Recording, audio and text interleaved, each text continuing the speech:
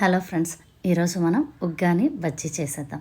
ముందుగా పుట్నాల పప్పు, ఉప్పు, ఎండుమిర్చి, ఒక వెల్లుల్లి రెబ్బ, కొద్దిగా చింతపండు తీసుకుని ఈ విధంగా పొడి చేసేసుకుందాం. అదే జార్లో చట్నీ వేసేసుకుందాం. చట్నీ అనేది ఆప్షనల్, నచ్చితే ఉగ్గానితో బాగుంటుంది, లేకుంటే ఈ పొడి సరిపోతుంది.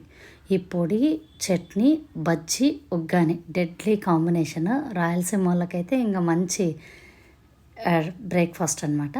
శనగపిండి, కొద్దిగా బియ్యపిండి యాడ్ చేసుకుందాము, క్రిస్పీగా వస్తుంది బజ్జీలు.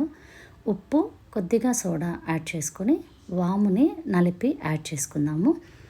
పిండి గరుకు లేకుండా బాగా మిక్స్ చేసేసుకుని మనం బజ్జీలు అయితే వేసేసుకుందాం. ఈ మాత్రం కన్సిస్టెన్సీ ఉండేటట్టు చూసుకోండి. ఆయిల్ హీట్ అయిందా లేదా చెక్ చేసేసుకుని మనం బజ్జీలు అయితే ముందుగా వేసేసుకుందాం. బజ్జీలు అయితే రెడీ అయిపోయినాయి, పక్కన పెట్టేసుకుంటున్నాను. ఇప్పుడు మనం ఉగ్గానికి బొరుగులు తీసుకుందాం. ఇవి ఉగ్గాని బొరుగులు, సాల్ట్ తక్కువ ఉంటాయి. దీనికైతే మనం సాల్ట్ యాడ్ చేసుకోవచ్చు. నార్మల్ బొరుగులకైతే ఉప్పు అనిపిస్తుంది.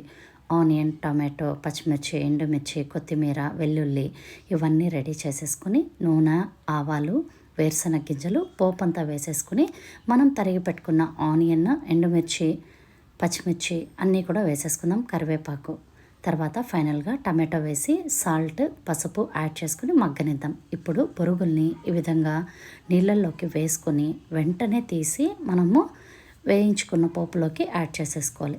ఈ విధంగా మొత్తం బొరుగులనంతా కూడా వేసేసుకొని ఫైనల్గా కొత్తిమీరతో గార్నిష్ చేసుకొని దించేసుకోవడమే.